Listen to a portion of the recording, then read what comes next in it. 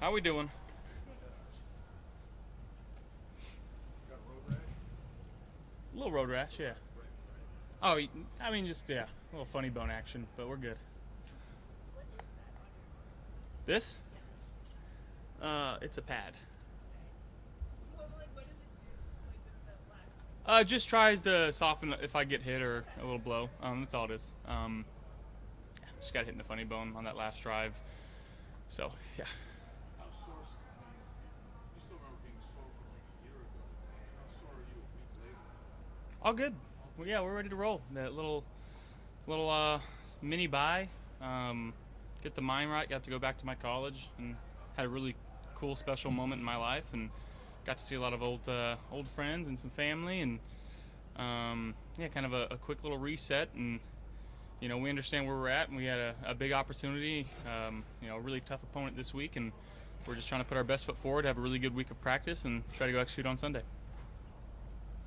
What's preparing like when you have two tackles who are unable at this stage to go and to get ready, knowing that because the consistency and the stability there has been pretty impressive over the last 3-4 years, but now to not have all of a sudden.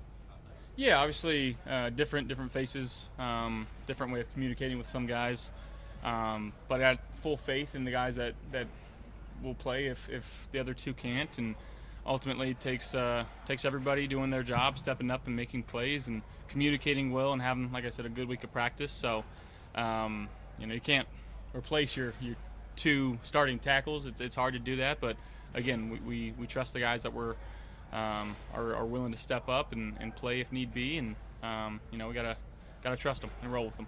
What's the process like with that in terms of meetings, or does Cromer handle that a lot of it, or how do you guys get together and meet in terms of making sure that everybody's on the same page? Yeah, I mean, Cromer does a lot of that. Obviously in walkthroughs and in practice, just making sure we're communicating.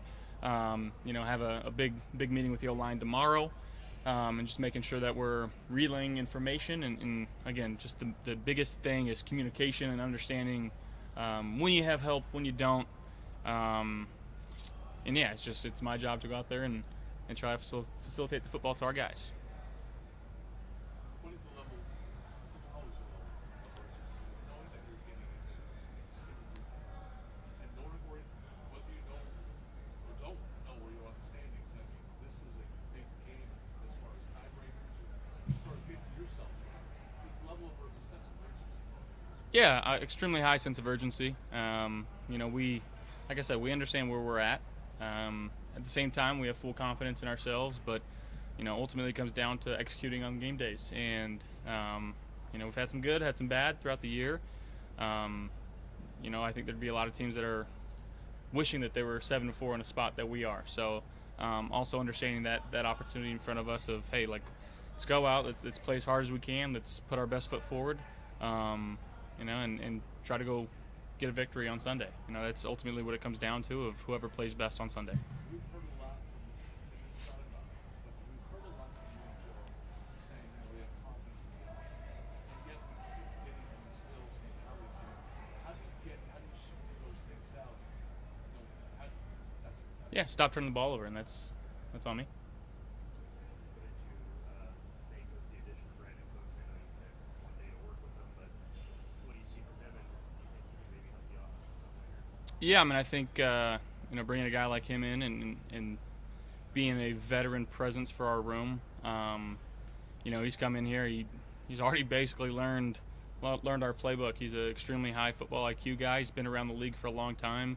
The way that he carries himself, the way that is in meetings, already it's very apparent that he's a true professional. To come out here and practice the way that he did speaks a lot about who he is as a person, as a player. And we appreciate him coming here and hopefully helping us out. It's lost on us that you had extra throwing time. Where are you two at? What do you think of the possibility of his return? Yeah, we got to take it one day at a time. He's got to take it one day at a time, and again, making sure we're doing everything possible to be ready for whenever that time is. I haven't lost any faith in him. have a lot of work, a lot of comfortableness with him, and whenever that time is for him, he'll be ready. Josh, a couple years ago, you guys were in a similar situation, even worse actually, record-wise at 6-6. You were able to pull on a run. I know every year and every team is different, but if you look back on that experience of maybe not being exactly where you wanted to be in the standings at that time, and try to apply anything from that year to this season. Yeah, I mean, and just understanding, that back against the wall mindset. Feeling like we've been in a situation like this, like you said, if not worse.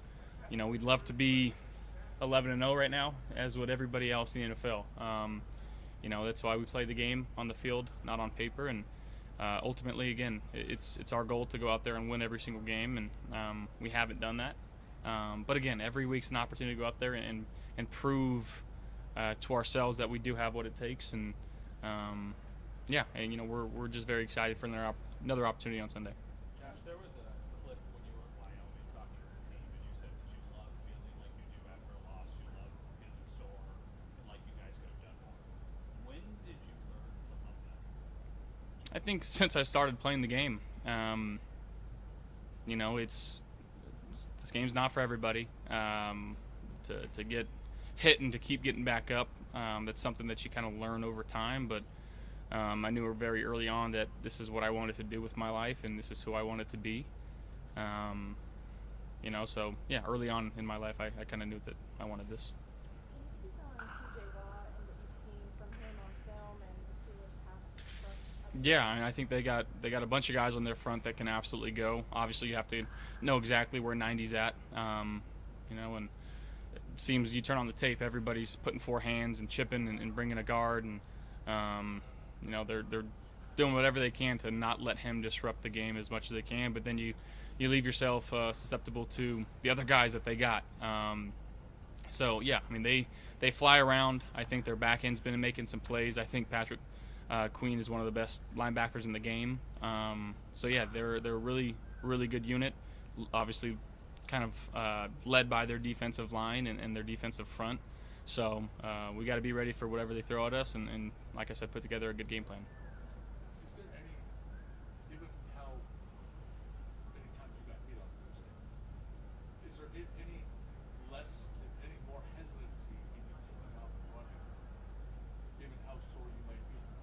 No, I don't think so. If I'm asked to run, whether it be quarterback run or if there's an opportunity in drop back, whatever the case may be, ultimately I'm trying to do whatever I can to help this team win football games.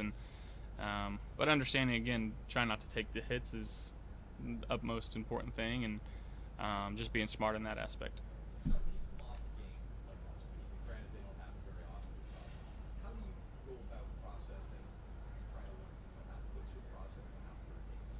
Yeah, I think you have to learn from what happened and try to correct some of those mistakes. But at the same time, I don't feel like you need to abandon everything that's gotten you to this point. Coach Bull had a saying that you dance with who brung you. So again, just understanding who we are as an offense and the identity that we have,